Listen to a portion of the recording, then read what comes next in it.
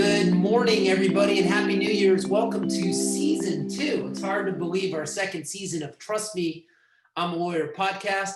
My name's Spencer Ehrenfeld, and with me, as always, is our executive producer and our co-host, Nori. How are you, buddy? I'm good. Hello, everybody. Welcome back. Happy New Year to you. Thank you, you too. It's nice to see you. It's been a while. It's been too long, but we have a second season opener that is going to be very interesting.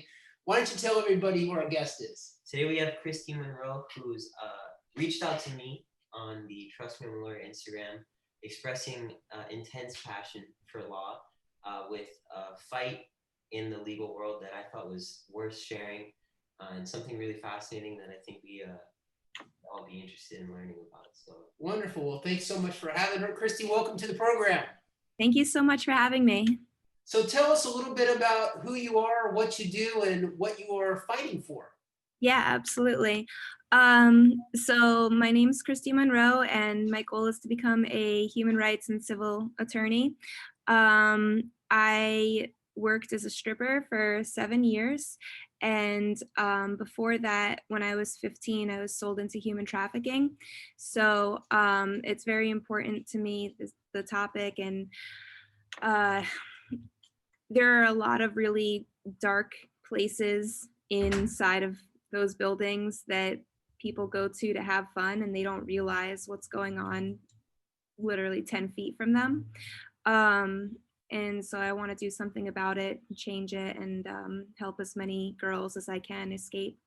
Well, that's a wonderful goal and aspiration. I really respect that. What kinds of things do people need to know about what's happening in there?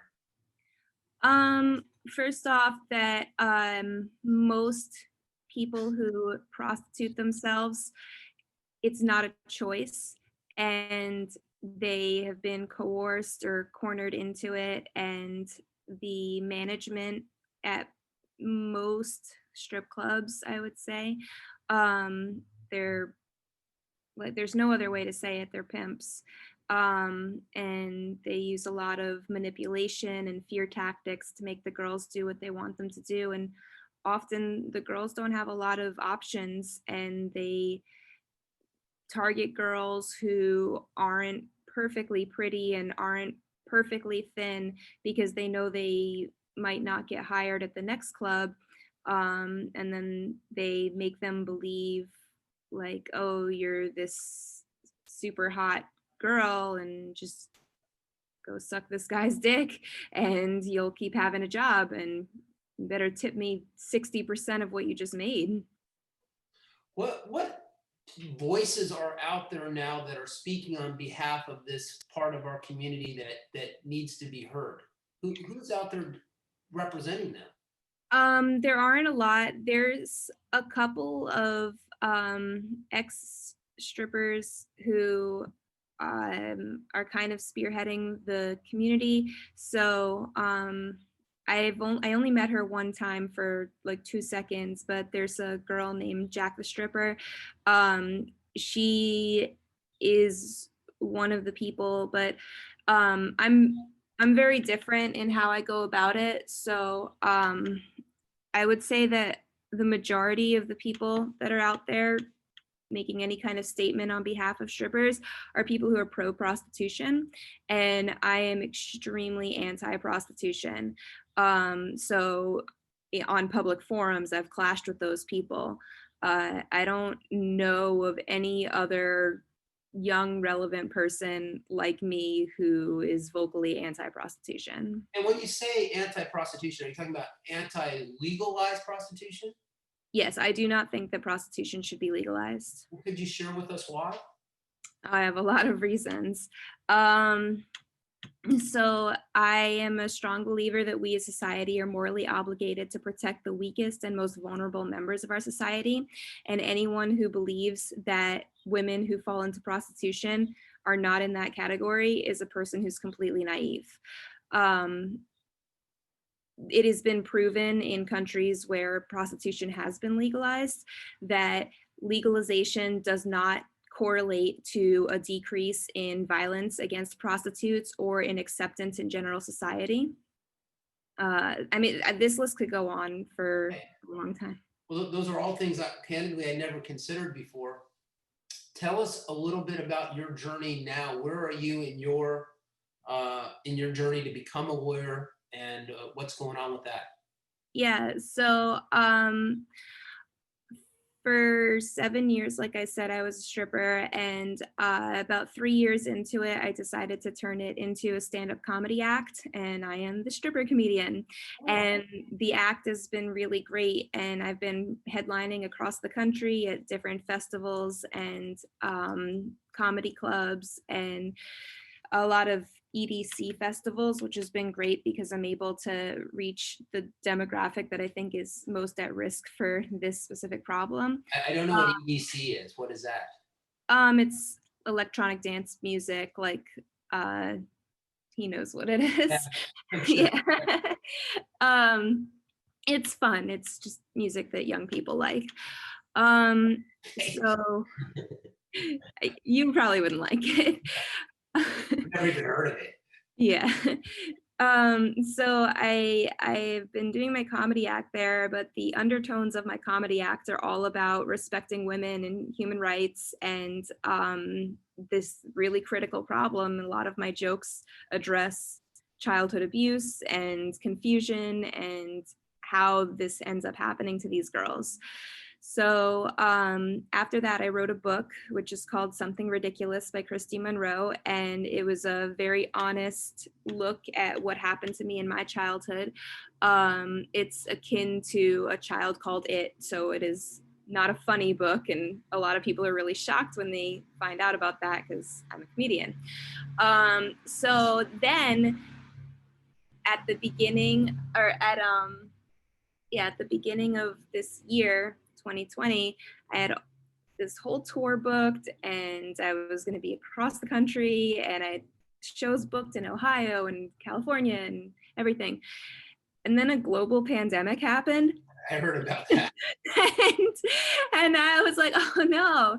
So for the first 2 months of the global pandemic, I was like, all right, what should I do? And I wrote a second book called A Sale of Two Titties. And that book was about the 20 craziest things I had ever seen in the strip club, which most of the stories are about prostitution. And like everyone, we thought like, oh, this pandemic, how long could it possibly last? But it kept going. So in the summer, I decided, okay, you know what? It's time to go back to school. I'm going to become a lawyer. This is what's really important to me. So I have about 60 credits left to finish my undergrad, and finishing it at UF and doing it in psychology. And then my goal, which I know only 38 people have been successful at, is to complete the LOSP program in California. Well, what is that? The law office study program. So instead of going to law school, you can find a senior attorney to supervise you. There's only 4 states that allow you to do it. It'll save you $160,000. And as a stripper, I know the value of $160,000. So fortunately, I have a long lost aunt who my grandmother had given up for adoption 60 years ago. She's a very successful attorney in San Francisco, and she agreed to be my supervising attorney. Oh, that's wonderful. I think that's what Kim Kardashian is doing, right? I mean, she's been attempting to do it for the past 10 years. So is she doing it? I'm not sure. I don't know, but I think she's working under the supervision of a law firm in going to law school or something like that. I didn't really know. It's very interesting. Do you have some questions? When did you realize that you had to become a lawyer? What experiences did you have, perhaps, with the law community that? I mean, a lot of experiences, but specifically related to this cause, I was the leader of 4 class action lawsuits against the clubs. And each time I had gone to the attorney and I said, listen, this is what's going on behind closed doors. And I don't really know whether or not he was right, but he said that pursuing any type of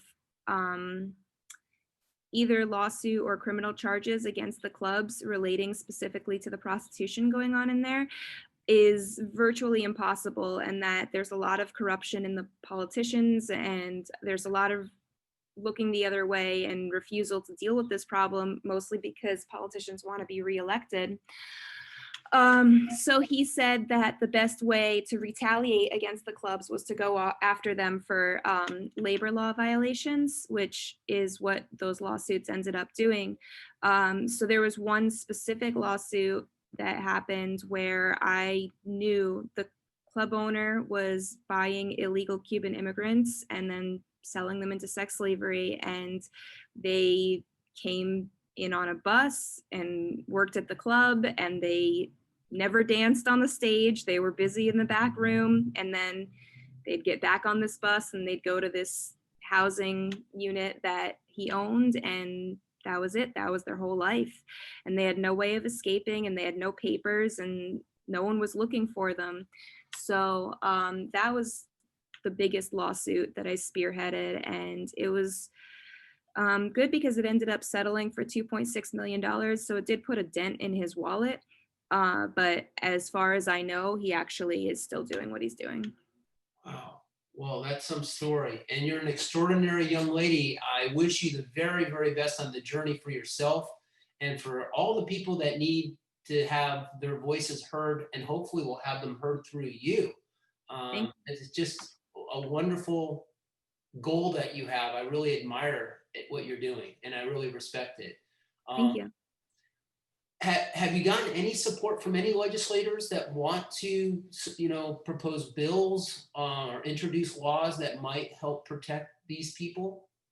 Honestly, I don't really know where to start with that. I have reached out to this organization called Unchained at Last, which is the only organization in America that's trying to end child marriage. And there are only 4 states in America that ban child marriage.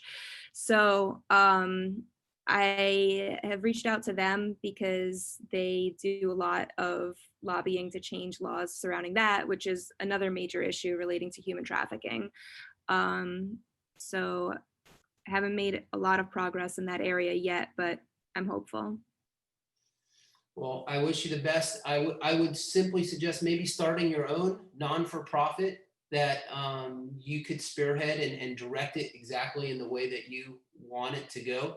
We created one called Lawyers to the Rescue, which provides free legal services to the homeless. Mm-hmm.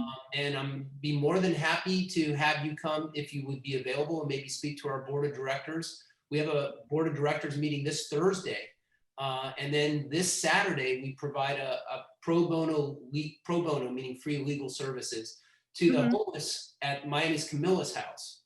Yeah. And we do this all virtually.